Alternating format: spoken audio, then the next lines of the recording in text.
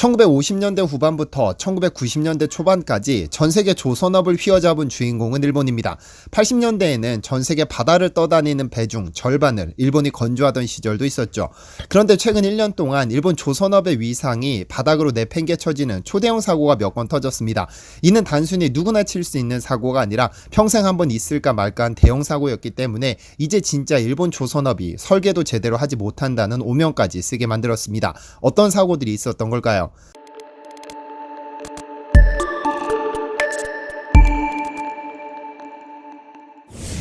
안녕하세요, 디스멘털입니다.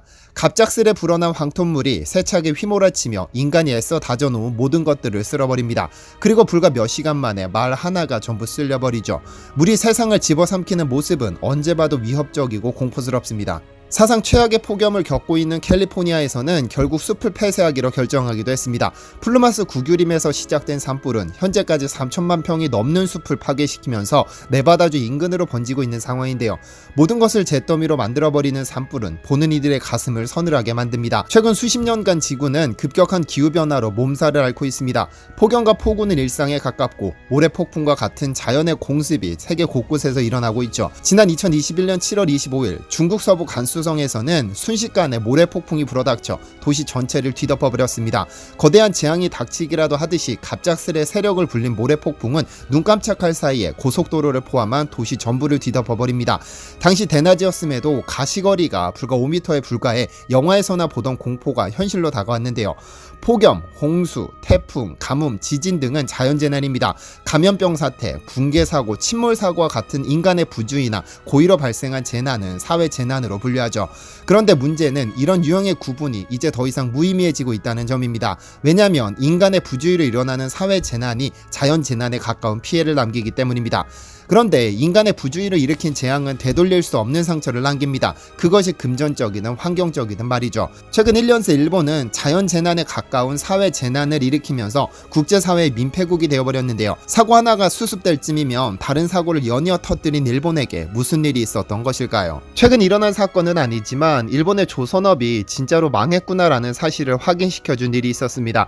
지난 2013년 6월 17일 예멘으로부터 370km 떨어진 바다 한가운데서 갑자기 굉음이 울려 퍼집니다. 싱가포르에서 사우디아라비아로 향하던 8000TEU급 MOL 컨버터호를 운행하던 선장은 무언가 잘못됐다는 사실을 직감하죠.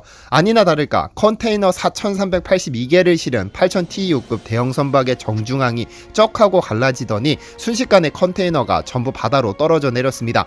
긴급히 사고 소식을 알렸기 때문에 선원들은 독일 컨테이너선의 도움으로 목숨을 건졌지만 선박과 화물은 그렇지 못했습니다.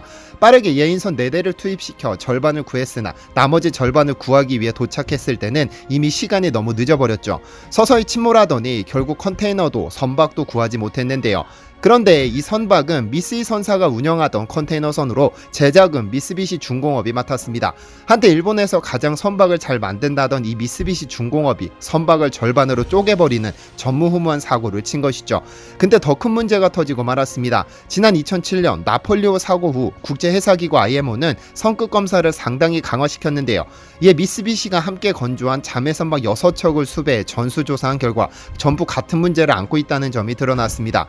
6대 중 5대에서 선체 하단 중앙부가 전부 손상되고 있다는 점이 발견된 겁니다.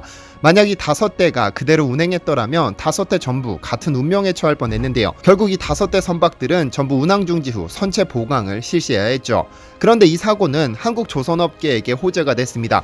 이미 세계에서 가장 선박을 잘 만드는 국가로 유명세를 떨치고 있었지만 그나마 예전의 영광을 기억하는 발주업체들은 여전히 일본에 기대고 있었는데요. 그러나 이렇게 일어나서는 안 될 선박이 쪼개지는 사고가 발생하면서 그들까지도 한국 업체를 찾기 시작했습니다.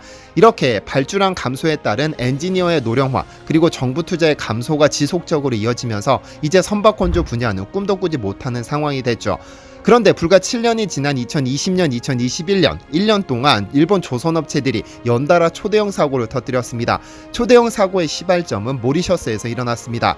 미쓰이 상선이 보유한 벌크선 와카시오호는 중국에서 싱가포르를 경유한 후 브라질로 향하고 있었습니다.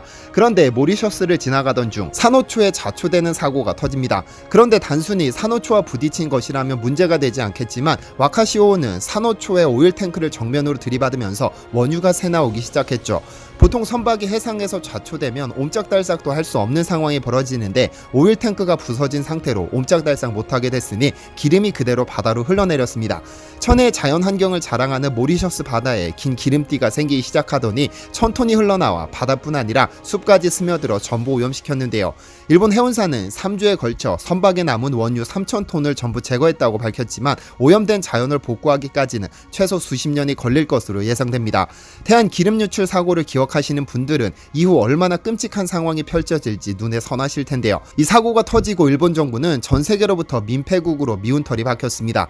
우선 최악의 기름 유출 사고를 발생시켰다는 점 때문에 그랬고, 둘째는 사고 원인 때문에 그랬습니다.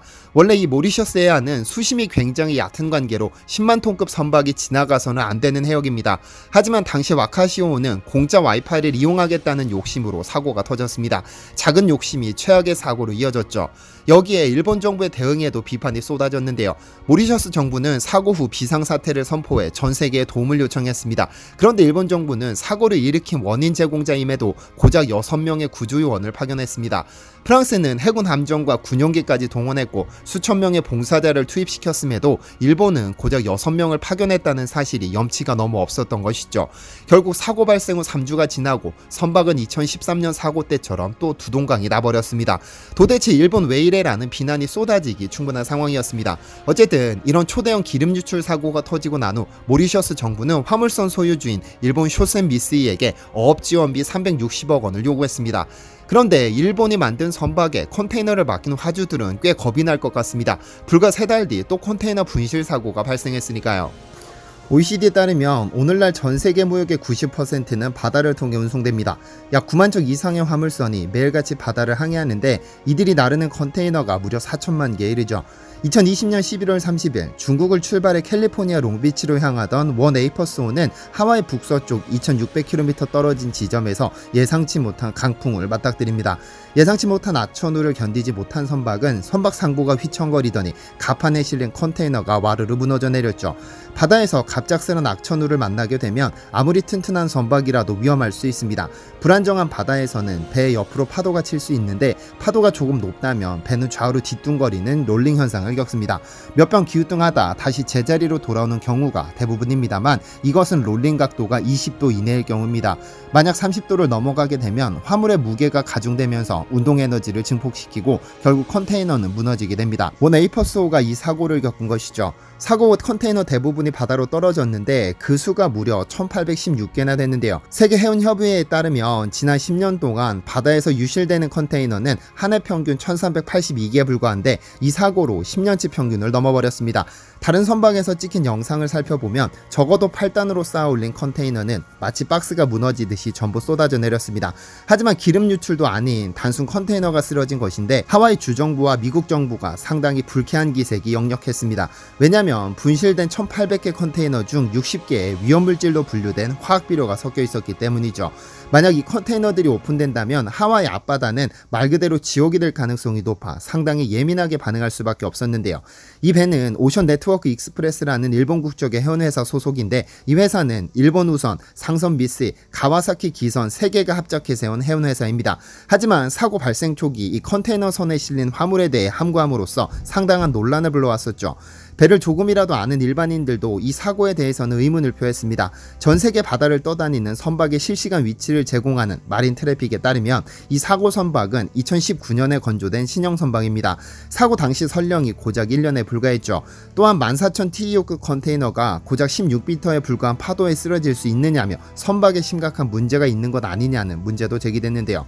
살펴본 바에 따르면 이 컨테이너선은 일본의 재팬마린 유나이티드가 건조한 것으로 나타났는데 이 사고는 해운회사의 운행 실수가 아닌 선박 건조 기술이 현저히 떨어짐으로써 발생한 기술의 문제라고 결론 지을 수밖에 없습니다. 한때 전 세계에서 가장 많은 선박을 만들던 일본의 건조 기술도 이제 노후화된 것 아니냐는 전 세계 해운업계의 소문이 사실로 드러나고 말았습니다.